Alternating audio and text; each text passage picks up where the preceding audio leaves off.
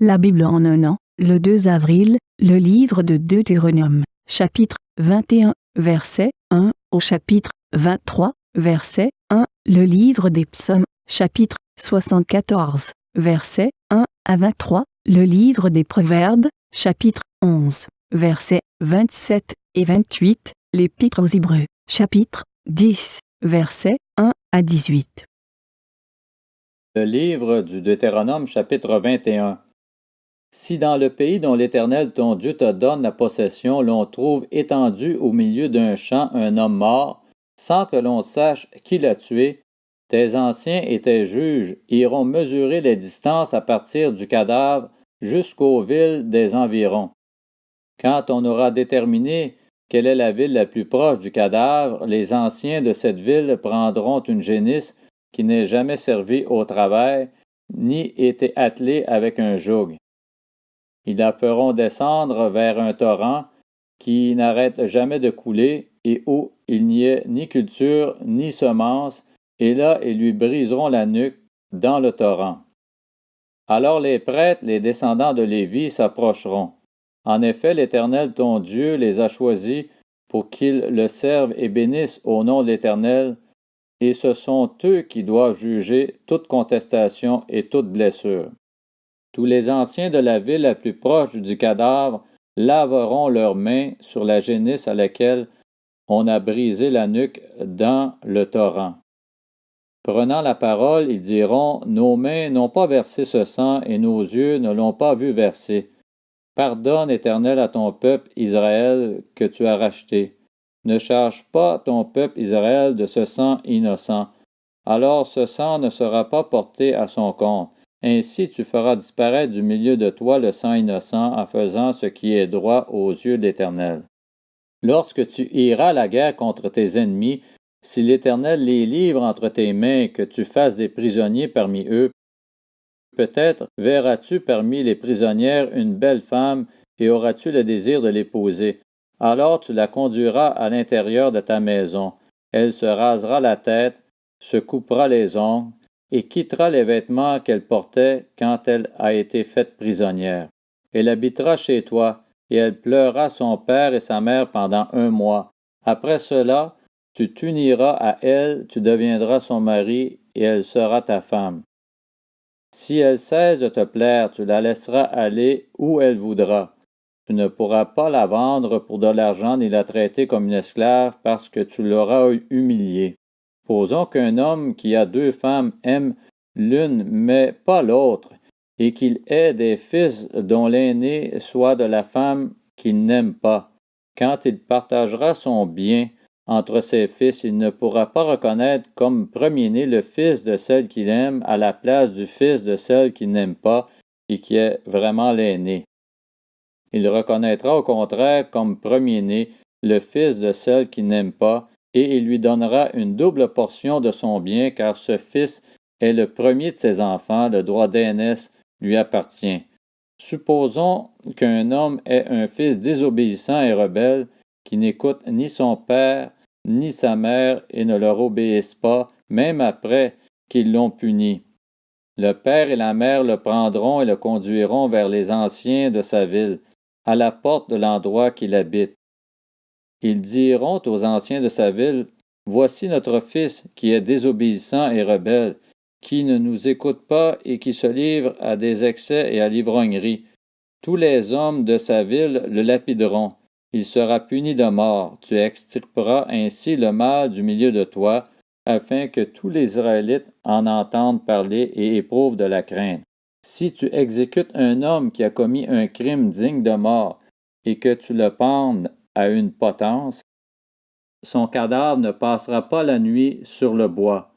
Tu l'enterreras le jour même, car celui qui est pendu est maudit de Dieu, et tu ne rendras pas impur le pays que l'Éternel ton Dieu te donne en héritage. Le livre du Deutéronome, chapitre 22.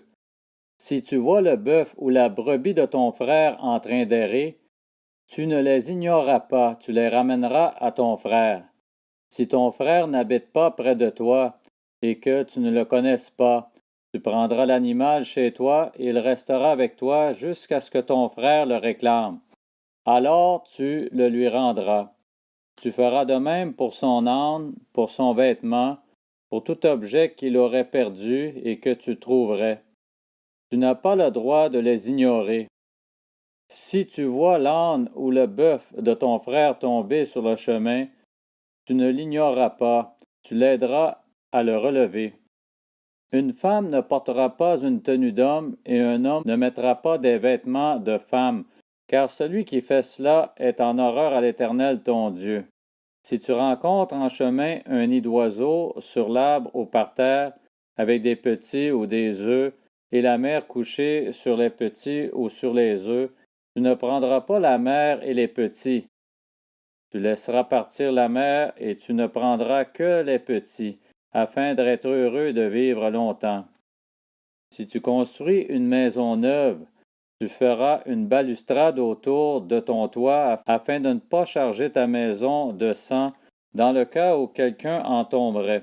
Tu ne sèmeras pas diverses semences dans ta vigne, sinon tu devras consacrer aussi bien le produit de tes semailles que celui de la vigne. Tu ne laboureras pas avec un bœuf et un âne attelés ensemble. Tu ne porteras pas un vêtement tissé de diverses espèces de fils, de laine et de lin réunis ensemble. Tu mettras des franges aux quatre coins du vêtement dont tu te couvriras.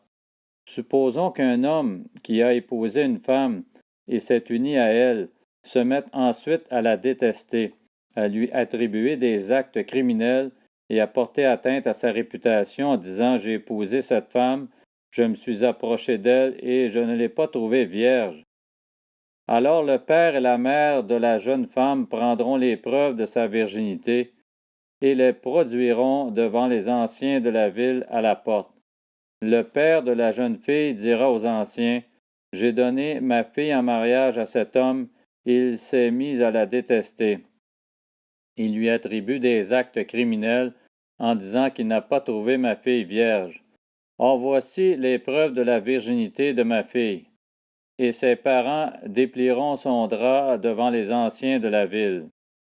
Les anciens de la ville s'empareront alors de cet homme et le puniront.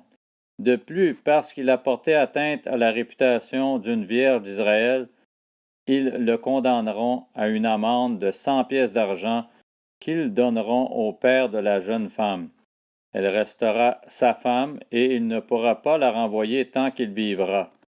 En revanche, si le fait est vrai et que la jeune femme ne s'est pas trouvée vierge, on la fera sortir à l'entrée de la maison de son père. Elle sera lapidée par les habitants de la ville, elle sera punie de mort parce qu'elle a commis un acte odieux en Israël en se prostituant dans la maison de son père. Tu extirperas ainsi le mal du milieu d'Israël. Si l'on trouve un homme en train de coucher avec une femme mariée, ils mourront tous les deux, l'homme qui a couché avec la femme ainsi que la femme. Tu extirperas ainsi le mal du milieu d'Israël. Si une jeune fille vierge est fiancée et qu'un homme la rencontre dans la ville et couche avec elle, vous les conduirez tous les deux à la porte de la ville.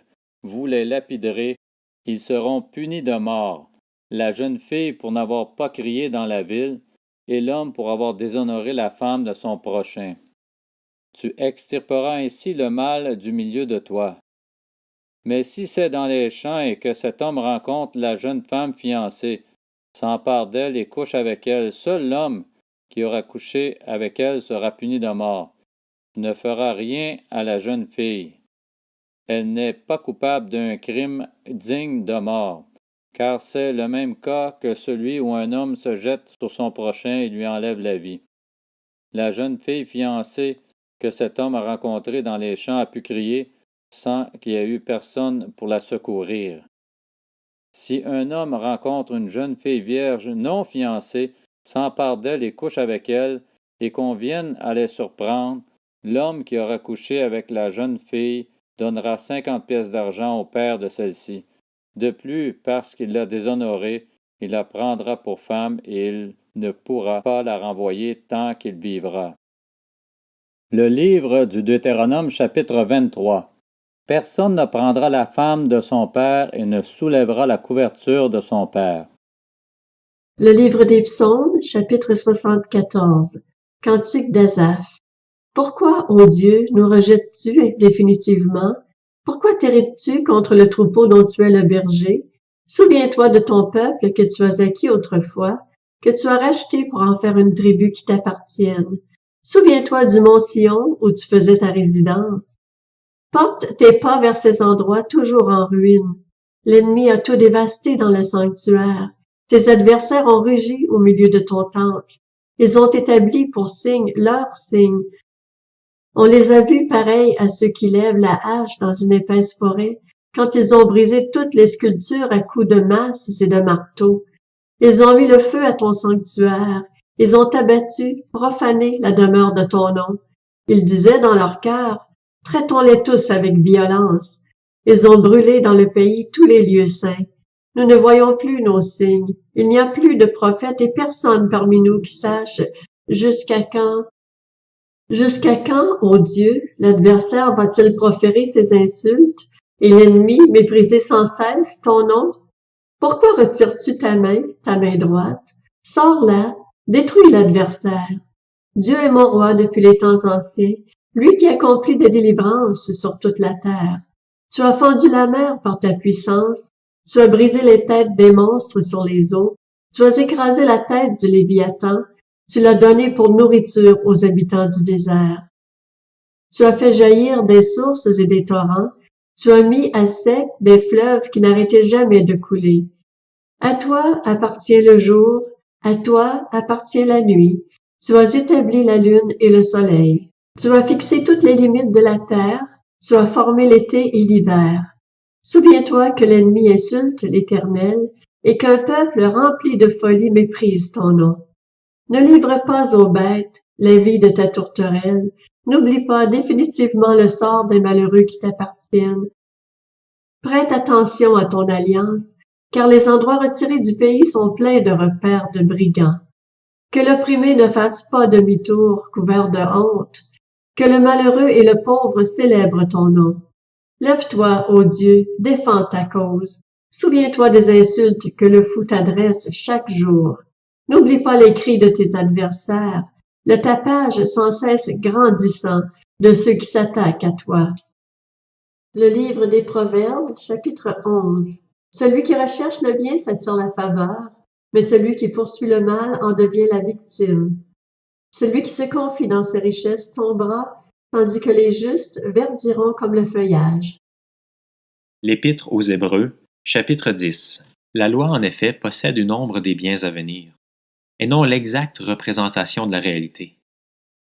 Elle ne peut jamais, par l'offrande annuelle et toujours répétée des mêmes sacrifices, conduire à la perfection ceux qui y participent. Sinon, n'aurait-on pas cessé de les offrir? Ceux qui rendent ce culte, purifiés une fois pour toutes, n'auraient en effet plus du tout conscience de leurs péchés. Mais en réalité, le souvenir des péchés est rappelé chaque année par ces sacrifices. Car il est impossible que le sang de taureau et de bouc enlève les péchés. C'est pourquoi, en entrant dans le monde, Christ dit « Tu n'as voulu ni sacrifice ni offrande, mais tu m'as formé un corps. Tu n'as accepté ni holocauste ni sacrifice pour le péché. Alors j'ai dit « Me voici, je viens. » Dans le rouleau du livre, il est écrit à mon sujet « Pour faire, ô Dieu, ta volonté. » Il a d'abord dit « Tu n'as voulu et tu n'as accepté ni sacrifice ni offrande, ni holocauste, ni sacrifice pour le péché, qui sont pourtant offerts conformément à la loi. » Et ensuite il a déclaré « Me voici, je viens, ô Dieu, pour faire ta volonté. » Il abolit ainsi le premier culte pour établir le second. Et c'est en raison de cette volonté que nous avons été rendus saints par l'offrande du corps de Jésus-Christ, une fois pour toutes. Tout prêtre se tient chaque jour debout pour faire le service et offrir fréquemment les mêmes sacrifices, qui ne peuvent jamais enlever les péchés, tandis que Christ, après avoir offert un seul sacrifice pour les péchés, s'est assis pour toujours à la droite de Dieu. Il attend désormais que ses ennemis soient réduits à lui servir de marchepied. En effet, par une seule offrande, il a conduit à la perfection pour toujours ceux qu'il rend saints. C'est ce que le Saint-Esprit nous atteste aussi, car après avoir dit Voici l'alliance que je ferai avec eux après ces jours-là, dit le Seigneur. Je mettrai mes lois dans leur cœur, et je les écrirai dans leur esprit. Il ajoute, je ne me souviendrai plus de leurs péchés ni de leurs fautes. Or là où il y a pardon de péché, il n'y a plus à présenter d'offrande pour le péché.